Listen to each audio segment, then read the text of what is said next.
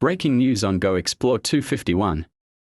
Juba, South Sudan is grappling with a growing influx of refugees, the majority of whom are fleeing the ongoing crisis in Sudan, according to government and African Union officials during a recent humanitarian assessment mission.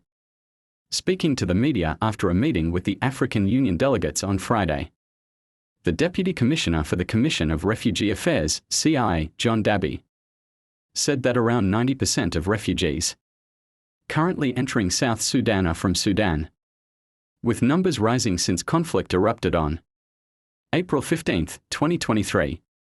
We have several refugees, but 90% are from Sudan, Dabby said.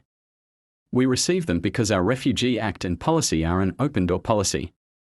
I think that's because we ourselves were refugees in many countries during the liberation struggle, Dabby said. Dabby pointed out significant challenges in accessing resources. The support from the African Union doesn't come directly to us. It goes through the government system, the central bank, the finance ministry, and then we must work with partners to access the funds for projects like health centers and schools. People should not think this money is handed directly to the Commission for Refugees.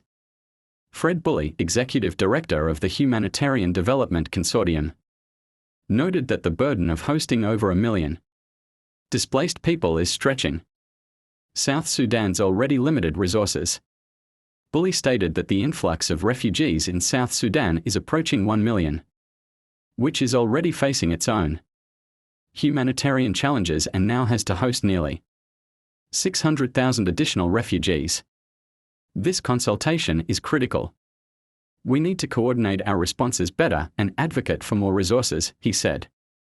Meanwhile, the African Union Delegate Ambassador, Churchill Awambu Monono emphasized that the mission aimed not only to assess the refugee situation, but also to evaluate ongoing AU-supported development projects. This is an AU humanitarian assessment mission, said Monono. We came to assess the situation of the refugees and returnees, especially those coming from Sudan, and to look at the impact of their presence on development.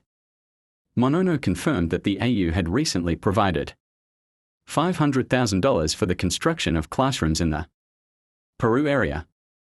An additional support was offered in the form of educational materials and aid to schools and settlements. The AU is moving from policy to action, he stated. We came here to fill some of the gaps, especially as other donors are pulling back. He stressed the importance of African-led solutions. We are here in solidarity, Monono added. The problems that South Sudan faces with refugees and internally displaced people, IDPs, are problems that affect all of us as Africans.